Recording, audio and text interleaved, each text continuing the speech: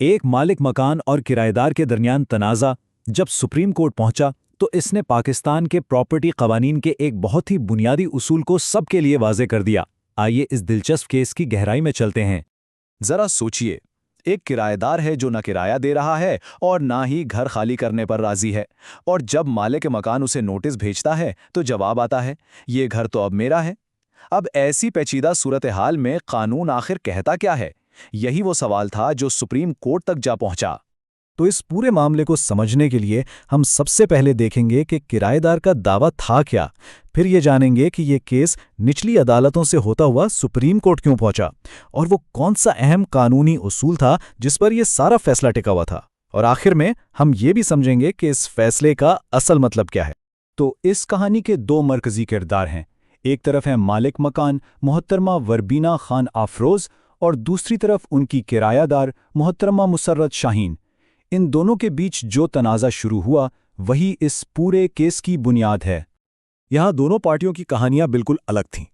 مالک مکان کا کہنا تھا کہ بھائی اکتوبر 2019 سے کرایہ نہیں ملا اور انہیں ذاتی ضرورت کے لیے گھر خالی چاہیے۔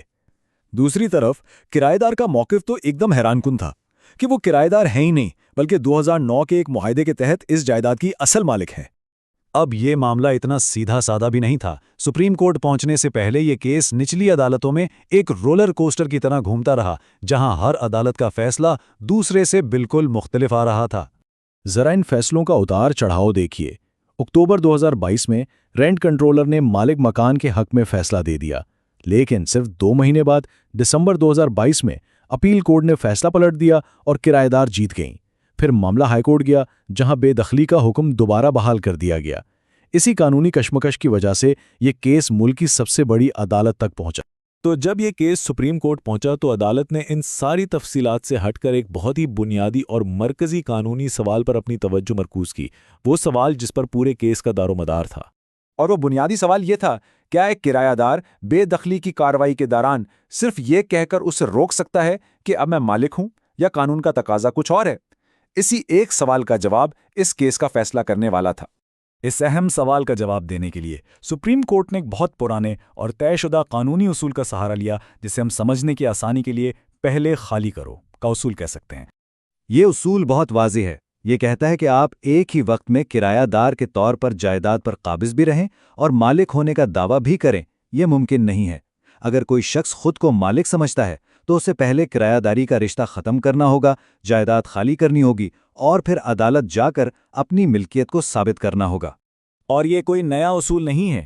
دیکھیں، 1983 کے ایک فیصلے میں بھی سپریم کورٹ یہ بات صاف کر چکی ہے کہ اگر کوئی کرایہ دار مالک کے حقوق کو چیلنج کرتا ہے تو اس کی پہلی ذمہ داری جائیداد کا قبضہ واپس کرنا ہے۔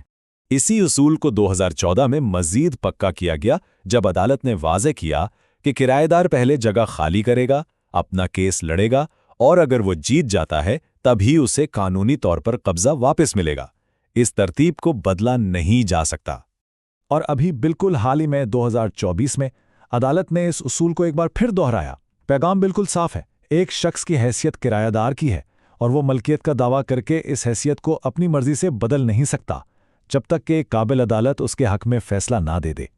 تو ان تمام قانونی مثالوں کی روشنی میں سپریم کورٹ نے محترمہ وربینہ خان اور محترمہ مسرت شاہین کے کیس میں اس اصول کو کیسے لاگو کیا، آئیے دیکھتے ہیں۔ فیصلہ بالکل واضح اور دو ٹوک تھا۔ سپریم کورٹ نے کرایہ دار کی اپیل کو مسترد کر دیا اور ہائی کورٹ کے بے دخلی کے حکم کو حتمی طور پر بحال رکھا۔ عدالت نے اپنا فیصلہ صرف ایک اصول پر نہیں بلکہ ٹھوس شواہد کی بنیاد پر دیا۔ عدالت نے دیکھا کہ کرایہ نامے موجود تھے، یعنی کرایہ داری کا رشتہ تو ثابت تھا، مالکن نے اپنی ذاتی ضرورت کو بھی ثابت کیا، اور یہ بھی ریکارڈ پر تھا کہ کرایہ ادا نہیں کیا جا رہا تھا۔ عدالت نے کہا کہ ملکیت کا دعویٰ اپنی جگہ، لیکن بے دخلی کے کیس میں یہ تینوں باتیں مالکن کے حق میں جاتی ہیں۔ یہ کیس صرف دو لوگوں کے درمیان کا ایک تنازع نہیں تھا۔ اس فیصلے میں تمام مالک مکانوں اور کرایہ داروں کے لیے ایک بہت اہم پیغام چھپا ہوا ہے۔ دراصل اس اصول کا بنیادی مقصد قانونی نظام میں ایک ترتیب قائم رکھنا ہے۔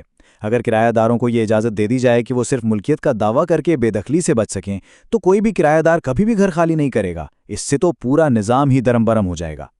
تو قانون ایک ایسے کرایہ دار کے لیے کیا راستہ فراہم کرتا ہے جو خود کو مالک سمجھتا ہے؟ ترتیب بالکل واضح ہے۔ پہلا قدم قبضہ چھوڑنا، دوسرا سول کورٹ میں ملکیت کا مقدمہ دائر کرنا، तीसरा, केस जीतना, और चौथा, कानूनी तौर पर मालिक की हैसियत से कब्जा वापस लेना। इस तरतीब को नज़रअंदाज नहीं किया जा सकता। और आखिर में एक सवाल जो सोचने के लिए है। एक तरफ ये उसूल मालिक मकान को तहफ़्फ़ुज़ देता है कि उसकी जायदाद पर नाजायज़ कब्ज़ा ना हो, लेकिन दूसरी तरफ क्या ये उस किराएदार के लिए थोड़ा सख्त नहीं है जिसका दावा शायद सच्चा हो? ये कानून मालिक मकान और किराएदार दोनों के हुकूक में तवाज़ुन कैसे कायम करता है? इस पर गौर ज़रूर कीजिएगा।